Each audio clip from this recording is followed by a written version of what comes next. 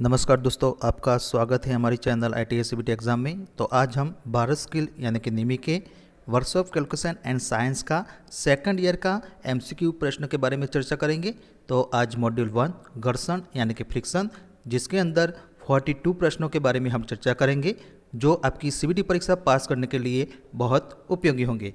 दूसरा कि ये जो आज हम 42 प्रश्नों के बारे में चर्चा करने वाले हैं, उसकी PDF फाइल भी इस वीडियो की डिस्क्रिप्शन में हमने लिंक दे दी है, तो आप यहाँ से डाउनलोड कर सकते हैं। तो आज मॉड्यूल 1 घर्षण यानी कि फ्रिक्शन, चलो शुरू करते हैं।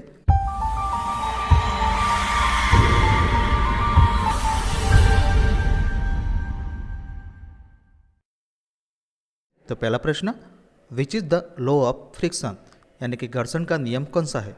तो ऑप्शन ए, घर्षण बल संपर्क सतहों के क्षेत्रफल और आकार पर स्वतंत्र होता है। बी, घर्षण बल सामान्य प्रतिक्रिया के विपरीत आनुपातिक है। सी, घर्षण बल गति की एक ही दिशा में कार्य करता है। और डी, घर्षण बल संपर्क सतह की प्रकृति पर निर्भर नहीं है। तो इसका सही जवाब है ऑप्शन नंबर ए, घर्षण बल संपर्क सतहों के क्षेत्रफल और आकार पर स्वतंत्र होता है, यानी कि friction force is independent over the area and shapes of containing surfaces. इसके बाद अगला सवाल, what is the direction of frictional force again a motional object, यानी कि किसी गतिमान वस्तु के विरुद्ध घर्षण बल की दिशा क्या है।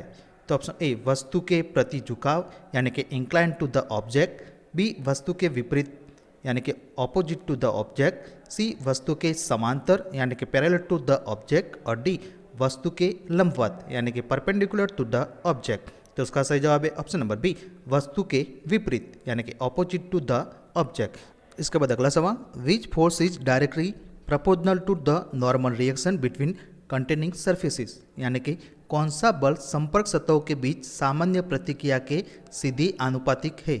तो option A, pulling force. B, pushing force. C, घर्षण बल यानी कि फ्रिक्शन फोर्स। और डी, एलाइन बल यानी कि एलाइन फोर्स। तो उसका सही जवाब है ऑप्शन नंबर सी, घर्षण बल यानी कि फ्रिक्शनल फोर्स। इसके बाद अगला सवाल, which one of the following act in between the wheel and road if vehicle are able to run on roads, यानी कि यदि वाहन सड़कों पर चलने में सक्षम है तो निम्नलिखित में से कौन सा पहियों और सड़कों के बीच कार्य करता है। तो ऑप्शन ए, घर्षण यानी कि फ्रिक्शन। बी, संसारण यानी कि कोरोजन। सी, सरण यानी कि इरोजन। और डी, गति यानी कि मोशन। तो उसका सही जवाब है ऑप्शन नंबर ए, घर्षण यानी कि फ्रिक्शन। इसके बाद अगला सवाल, विच इज यूजफुल फ्रिक्शन, यानी कि कौन सा घर्षण उपयोगी है। तो ऑप्शन ए, सिलेंडर में छल्ले यानी कि ring in the cylinder. C, crankshaft bearing यानी कि crankshaft bearing. C, wheel hub bearing. और डी, ब्रेक शू लाइनिंग। तो उसका सही जवाब है option number D, brake shoe lining. इसके बाद अगला सवाल, विच इज वेस्टफुल फ्रिक्शन, यानी कि कौन सा बेकार घर्षण है। तो option A, real axle gear. B, फर्श पर tyre. C, brake shoe lining. और डी, क्लच लाइनिंग। तो उसका सही जवाब है option number A, rear axle gear. इसके बाद अगला सवाल, which depend on the friction force, यानी कि घर्षण बल पर कौन सा निर्भर करता है। तो ऑप्शन ए, धातुओं के प्रकार यानी कि टाइप्स ऑफ मेटल्स। बी, संपर्क सरफेस यानी कि कॉन्टेक्ट सरफेसेस। सी, संपर्क धातुओं की मात्रा यानी कि quantity of the containing metals. और डी, धातुओं की गुणवत्ता यानी कि क्वालिटी ऑफ मेटल्स। तो उसका सही जवाब है ऑप्शन नंबर बी, संपर्क सरफेस यानी कि कॉन्टेक्ट सरफेस। इसके बाद अगला सवाल, how coefficient of friction is एक्सप्रेड, यानी कि घर्षण का गुणांक कैसे व्यक्त किया जाता है। तो ऑप्शन ए, इसे बल और क्षेत्रफल के अनुपात के रूप में व्यक्त किया जाता है। बी, यह घर्षण बल और सामान्य प्रतिक्रिया के बीच का अनुपात है। सी, यह सामान्य प्रतिक्रिया और वस्तु के द्रव्यमान के बीच का अनुपात है। और डी, इसे वजन और सामान्य प्रतिक्रिया के अनुपात के रूप में व्यक्त किया जाता है। तो उसका सही जवाब है ऑप्शन नंबर बी, यह घर्षण बल और सामान्य प्रतिक्रिया के बीच का अनुपात है, यानी कि it is the ratio between frictional force and normal reaction. इसके बाद अगला सवाल, what is the formula to find coefficient of friction, यानी कि घर्षण गुणांक ज्ञात करने का सूत्र क्या है। तो यहाँ सूत्र दिए हैं, A, mu equal to F multiply W. B, mu equal to W by F. C, mu equal to R by W. और D, mu equal to F by W. तो उसका सही जवाब है option number D, mu equal to F by W. इसके बाद अगला सवाल, which symbol is use to denote coefficient of friction, यानी कि घर्षण के गुणांक को दर्शाने के लिए किस प्रतीक का उपयोग किया जाता है। तो option A alpha, B mu, C beta और डी गामा। तो उसका सही जवाब है ऑप्शन नंबर बी म्यू। इसके बाद अगला सवाल, what kind of friction is called if two object are in contact at rest, यानी कि यदि दो वस्तु विराम अवस्था में संपर्क में हो तो किस प्रकार का घर्षण कहलाता है। तो ऑप्शन ए सर्पी घर्षण यानी कि स्लाइडिंग फ्रिक्शन, बी रोलिंग घर्षण यानी कि रोलिंग फ्रिक्शन, सी स्थैतिक घर्षण यानी कि स्टैटिक फ्रिक्शन और डी कोणीय घर्षण यानी कि एंगुलर फ्रिक्शन। तो इसका सही जवाब है ऑप्शन नंबर सी स्थैतिक घर्षण यानी कि स्टैटिक फ्रिक्शन। इसके बाद अगला सवाल, which is the correct statement, यानी कि सही कथन कौन सा है। तो ऑप्शन ए सीमित घर्षण फिसलने वाले घर्षण के बराबर होता है, बी रोलिंग घर्षण फिसलने वाले घर्षण के अधिक होता है, सी फिसलने वाला घर्षण हमेशा सीमित घर्षण से कम होता है और डी सीमित घर्षण हमेशा फिसलने वाले घर्षण से कम होता है। तो उसका सही जवाब है ऑप्शन नंबर सी फिसलने वाला घर्षण हमेशा सीमित घर्षण से कम होता है, यानी कि sliding friction is always less than limiting friction. इसके बाद अगला सवाल, what is the formula to find the force if the object is just move up the plane, यानी कि यदि वस्तु समतल पर ऊपर की ओर है तो बल ज्ञात करने का सूत्र क्या है। तो यहाँ सूत्र दिए गए हैं और उसका सही जवाब है option number B W bracket में sine theta plus sine by cos sine. इसके बाद अगला सवाल, which of the angle is called angle of friction, यानी कि किस कोण को घर्षण कोण कहा जाता है। तो यहाँ फिगर दी है और ऑप्शन ए कोण FOS, बी कोण ROS, सी कोण POS और डी कोण ROF। तो उसका सही जवाब है ऑप्शन नंबर बी कोण ROS यानी कि एंगल ROS। इसके बाद अगला सवाल, what is the coefficient of friction mu if the angle of friction theta, यानी कि यदि घर्षण कोण थीटा हो तो घर्षण का गुणांक म्यू क्या होगा। तो option A sine theta, B cos theta, C tan theta और डी कॉट थीटा। तो उसका सही जवाब है option number C tan theta. इसके बाद अगला सवाल, what denote the letter R in the given figure, यानी कि दी गई आकृति में अक्षर आर का क्या अर्थ है। तो यहाँ फिगर दी है और ऑप्शन ए बल यानी कि फोर्स, बी प्रतिरोध यानी कि रेजिस्टेंस, सी वार यानी कि लोड और डी सामान्य प्रतिक्रिया यानी कि नॉर्मल रिएक्शन। तो उसका सही जवाब है ऑप्शन नंबर डी सामान्य प्रतिक्रिया यानी कि नॉर्मल रिएक्शन। इसके बाद अगला सवाल, what is the purpose of A lubricant, यानी कि स्नेहक का उद्देश्य क्या है। तो ऑप्शन ए दबाव बढ़ाने के लिए यानी कि to increase the pressure, B घर्षण बढ़ाने के लिए यानी कि टू इंक्रीज फ्रिक्शन, सी घर्षण कम करने के लिए यानी कि टू रिड्यूस फ्रिक्शन और डी दबाव कम करने के लिए यानी कि टू रिड्यूस प्रेशर। तो इसका सही जवाब है ऑप्शन नंबर सी घर्षण कम करने के लिए यानी कि टू रिड्यूस फ्रिक्शन। इसके बाद अगला सवाल, what type of lubricant is used in wick feed lubrication system, यानी कि वीक फीड स्नेहन प्रणाली में किस प्रकार के स्नेहक का उपयोग किया जाता है। तो option A lubricating oil, B grease, C शीतलक यानी कि कूलेंट और डी कटिंग ऑयल। तो उसका सही जवाब है option number A lubricating oil. इसके बाद अगला सवाल, which lubrication system is provide with a ring oiler to spread lubrication oil continuously around the parts, यानी कि भागों के चारों ओर लगातार लुब्रिकेटिंग ऑयल छिड़कने के लिए रिंग ऑयलर के साथ कौन सी स्नेहल प्रणाली यानी कि सिस्टम प्रदान की जाती है। तो ऑप्शन ए गुरुत्वाकर्षण फीड सिस्टम, बी दबाव feed system, C splash feed system और डी फोर्स फीड सिस्टम। तो उसका सही जवाब है option number C splash feed system. इसके बाद अगला सवाल, which one is the three type of lubrication system in general use, यानी कि सामान्य उपयोग में तीन प्रकार की स्नेहन प्रणाली कौन सी है। तो यहाँ ऑप्शन दी है force feed system, speed feed system और घर्षण feed system, B velocity feed system, speed feed system और frictional feed system, C gravity feed system, force feed system और स्प्लेश फीड सिस्टम और D splash feed system, frictional force system और speed feed system. तो उसका सही जवाब है option number C gravity feed system, force feed system और splash feed system. इसके बाद अगला सवाल, which lubrication system employ oil hole in the machine, यानी कि कौन सी स्नेहन प्रणाली मशीनों में तेल के छिद्रों को नियोजित करती है। तो यहाँ ऑप्शन दिए हैं A gravity feed system, B force feed system, C splash feed system और डी वेलोसिटी फीड सिस्टम। तो उसका सही जवाब है option number A, gravity field system. के बाद अगला सवाल, what is the name of the lubrication system, यानी कि स्नेहन प्रणाली का नाम क्या है। तो यहाँ फिगर दी गई है और यहाँ option A oil cup, B wick feed, C manual screw down और डी रिंग ऑयलिंग। तो उसका सही जवाब है option number B, wick feed. इसके बाद अगला सवाल, which is use to reduce the friction in machine parts, यानी कि मशीन के भागों में घर्षण को कम करने के लिए किसका उपयोग किया जाता है। तो ऑप्शन ए मिट्टी का तेल यानी कि कैरोसिन, बी पेट्रोल, सी पानी यानी कि वाटर और डी स्नेहक यानी कि लुब्रिकेंट।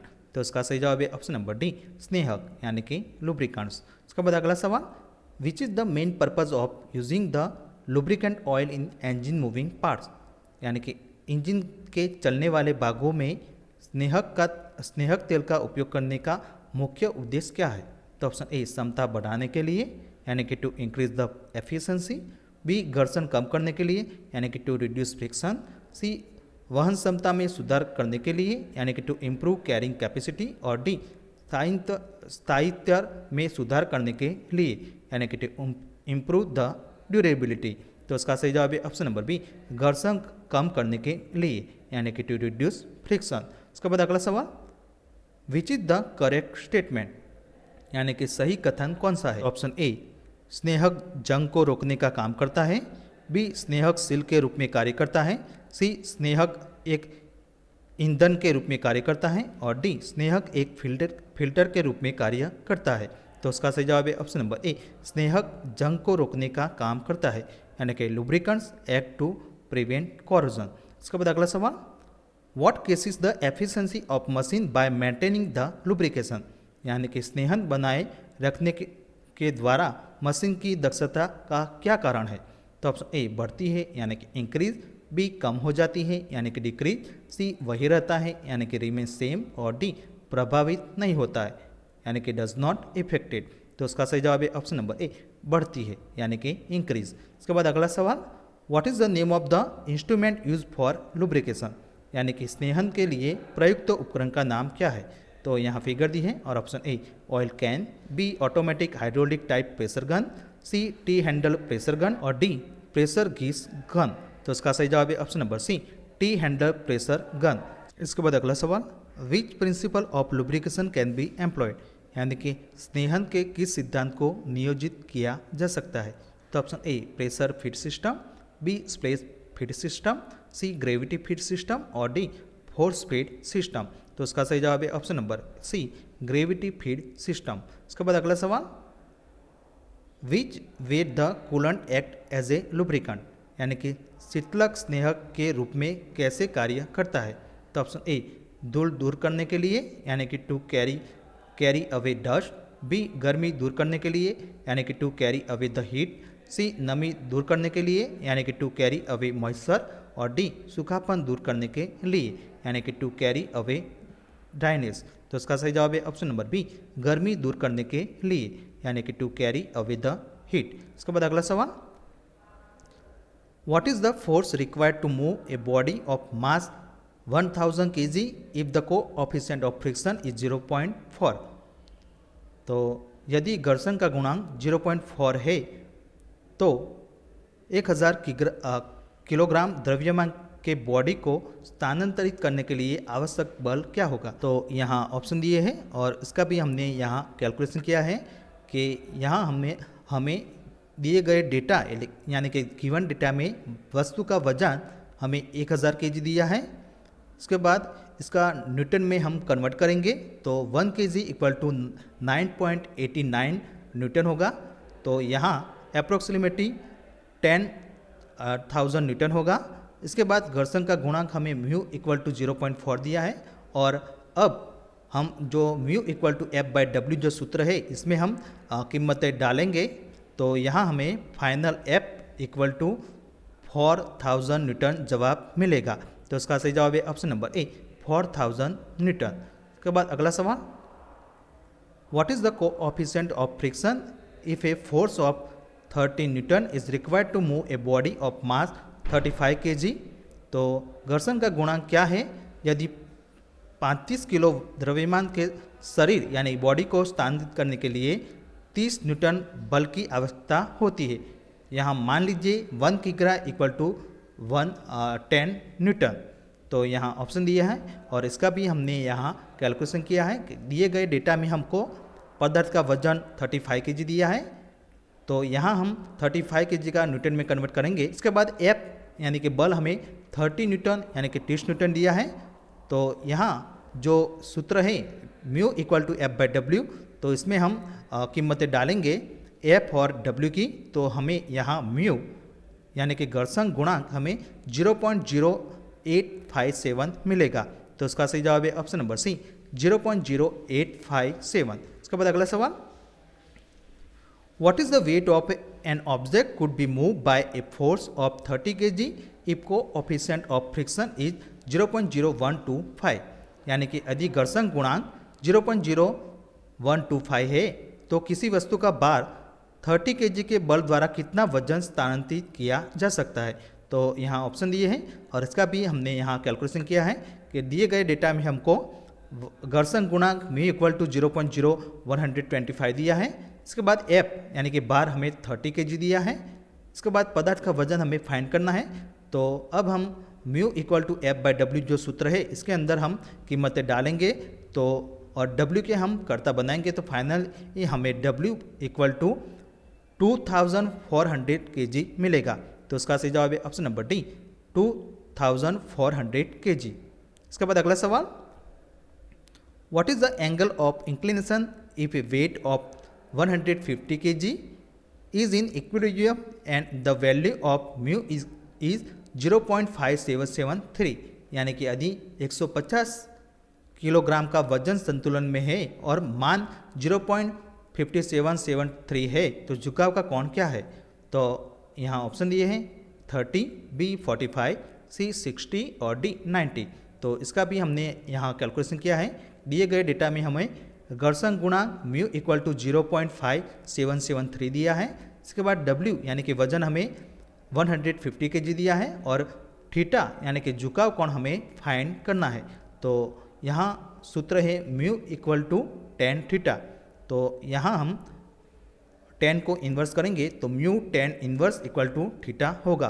तो यहाँ हम म्यू की कीमत 0.5773 डालेंगे, तो फाइनली हमें थीटा इक्वल टू 30 डिग्री मिलेगा। तो इसका सही जवाब है ऑप्शन नंबर ए 30 डिग्री। इसके बाद अगला सवाल, how much force is required to just side of 20 kg object lying on a horizontal table if the mu is 0.2, यानी कि यदि घर्षण गुणांक म्यू 0.2 है तो 37 बेज पर पड़ी 20 kg की वस्तु को सरकाने में कितना बल लगेगा।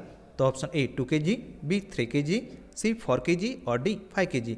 तो इसका भी हमने यहाँ कैलकुलेशन किया है। दिए गए डेटा में हमें घर्षण गुणांक म्यू इक्वल टू 0.2 दिया है, वस्तु का वजन डब्ल्यू हमें 20 kg दिया है और बल यानी कि एफ हमें फाइंड करना है। तो यहाँ mu equal to F by W का जो सूत्र है हम इसमें म्यू की और डब्ल्यू की कीमत डालेंगे, तो यहाँ हमें एफ फाइनली 4 kg आंसर मिलेगा। तो उसका सही जवाब है ऑप्शन नंबर सी 4 kg। इसके बाद अगला सवाल, what is the force required to move a 20 kg object with a coefficient of friction is 0.24, यानी कि घर्षण गुणांक 0.24 के साथ 20 किग्रा की वस्तु को स्थानांतरित करने के लिए आवश्यक बल क्या है। तो option A 4.8 kg, B 0.48 kg, C 0.048 kg और डी 0.0048 kg। तो इसका भी हमने यहाँ कैलकुलेशन किया है कि दिए गए डेटा में हमें घर्षण का गुणांक म्यू इक्वल टू 0.24 दिया है, वस्तु का वजन डब्ल्यू हमें 20 kg दिया है और बल यानी कि एफ हमें फाइंड करना है। तो जो सूत्र है mu equal to F by W, तो इसमें हम म्यू और डब्ल्यू की कीमतें डालेंगे, तो फाइनली हमें एफ बराबर 4.8 kg मिलेगा। तो इसका सही जवाब है ऑप्शन नंबर ए 4.8 kg। इसके बाद अगला सवाल, what is coefficient of friction of pulling a load of 400 kg by a force of 40 kg, यानी कि 400 किलोग्राम भार को 40 किलोग्राम बल द्वारा खींचने के लिए घर्षण का गुणांक क्या है। तो यहाँ ऑप्शन दिए है ए 0.01, बी 0.2, सी 0.1 और डी 0.02। तो इसका भी हमने यहाँ कैलकुलेशन किया है। दिए गए डेटा में यानी कि गिवन डेटा में हमें पदार्थ का भार डब्ल्यू हमें 400 kg दिया है, यानी कि 100 kg दिया है। एफ बल हमें 40 kg दिया है और घर्षण का गुणांक यानी कि म्यू हमें फाइंड करना है। तो यहाँ म्यू का जो सूत्र है mu equal to F by W, तो इसमें हम कीमतें डालेंगे एफ और डब्ल्यू की, तो फाइनली हमें म्यू 0.1 मिलेगा। तो इसका सही जवाब है ऑप्शन नंबर सी 0.1। इसके बाद अगला सवाल, how much will be the coefficient of friction for moving A body of mass 80 kg by force of 40 kg on a horizontal surface, यानी कि एक क्षैतिज सतह पर 40 किलोग्राम के बल द्वारा 80 किलोग्राम द्रव्यमान की बॉडी को स्थानांतरित करने के लिए घर्षण का गुणांक यानी कि म्यू कितना होगा। तो यहाँ ऑप्शन दिए गए हैं 0.05, बी 0.5, सी 0.65 और डी 0.45। तो इसका भी हमने यहाँ कैलकुलेशन किया है। दिए गए डेटा में हमें बॉडी का द्रव्यमान डब्ल्यू 80 kg दिया है, एफ यानी कि बल हमें 40 kg दिया है और घर्षण का गुणांक यानी कि म्यू हमें फाइंड करना है। तो यहाँ mu equal to F by W जो सूत्र है इसमें हम एफ और डब्ल्यू की कीमतें डालेंगे, तो फाइनली हमें म्यू इक्वल टू 0.5 मिलेगा। तो उसका सही जवाब है ऑप्शन नंबर बी 0.5। इसके बाद अगला सवाल, how much will be the weight of body which will be move by horizontal force of 50 kg against A frictional resistance of 0.25, यानी कि किसी बॉडी का वजन कितना होगा जिसे 0.25 के घर्षण प्रतिरोध के विरुद्ध 50 kg के क्षैतिज बल द्वारा स्थानांतरित किया जाएगा। तो यहाँ ऑप्शन दिए गए हैं और इसका भी हमने यहाँ कैलकुलेशन किया है। दिए गए डेटा में हमें घर्षण गुणांक म्यू इक्वल टू 0.25 दिया है, एफ यानी कि बल हमें 50 kg दिया है और बॉडी का वजन हमें डब्ल्यू फाइंड करना है। तो यहाँ जो mu equal to F by W जो सूत्र है इसमें हम म्यू और एफ की कीमतें डालेंगे, तो डब्ल्यू हमें फाइनली 200 kg मिलेगा। तो इसका सही जवाब है ऑप्शन नंबर बी 200 kg। इसके बाद अगला सवाल, what will be the approximate angle of inclination of an object if the coefficient of friction mu equal to 0.84, यानी कि किसी वस्तु के झुकाव का अनुमानित कोण क्या होगा यदि घर्षण गुणांक म्यू इक्वल टू 0.84 है। तो यहाँ ऑप्शन दिए ए 60 डिग्री, बी 45 डिग्री, सी 40 डिग्री और डी 30 डिग्री। तो इसका भी हमने यहाँ कैलकुलेशन किया है। गिवन डेटा यानी कि दिए गए डेटा में हमें घर्षण का गुणांक म्यू इक्वल टू 0.84 दिया है, झुकाव कोण हमें थीटा फाइंड करना है। तो यहाँ हम mu equal to tan theta जो सूत्र है इसके अंदर हम म्यू की कीमत डालेंगे 0.84 और थीटा को यहाँ हमें फाइनल मिलेगा 40 डिग्री। तो इसका सही जवाब है ऑप्शन नंबर सी 40 डिग्री। इसके बाद अगला सवाल, what is the work done to move a body of 60 kg to distance of 5 metre if the coefficient of friction between body and the plane is 0.2, यानी कि 60 किलोग्राम द्रव्यमान वाली बॉडी को 5 metre की दूरी तक ले जाने में किया गया कार्य क्या होगा यदि वस्तु और समतल के बीच घर्षण गुणांक 0.2 है। तो यहाँ ऑप्शन दिए गए हैं और इसका भी हमने यहाँ कैलकुलेशन किया है। दिए गए डेटा में हमें बॉडी का द्रव्यमान W 60 kg दिया है, घर्षण गुणांक म्यू इक्वल टू 0.2 दिया है और दूरी हमें S इक्वल टू 5 मीटर दिया है और कार्य हमें यानी कि वर्क हमें फाइंड करना है।